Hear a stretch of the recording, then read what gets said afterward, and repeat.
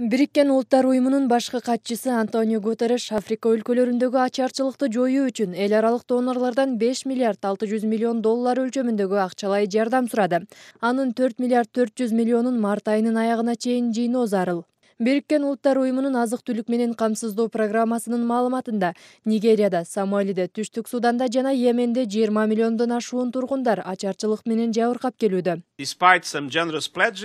Айтылган убадаларга карабай бүгүнкү күндө керектүү сумманын 90 миллион доллары гана чогултулду.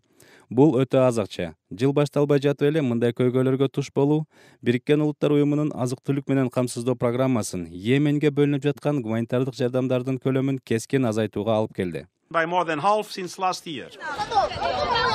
Баш катчынын айтымында Африка өлкөлөрүндөгү ачарчылыктын негизги себептери куралдуу салгылашуулар. Бүгүнкү күндө Түштүк Суданда 5 миллиондой киши тамак аштын жетишсиздигинен жабыркоодо.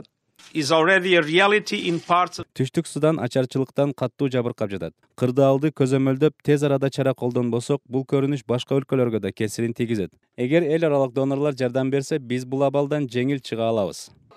Ага катары эле Йеменде да 7 миллион 300 миңдей киши, Нигерияда 5 миллиондон ашуун адам тамак ашка муктаж. Ал эми Сомалиде ачарчылыктан жабыркагандардын 1 миллиондон ашууну 5 жашка чейинки жаш балдар экени белгиленди.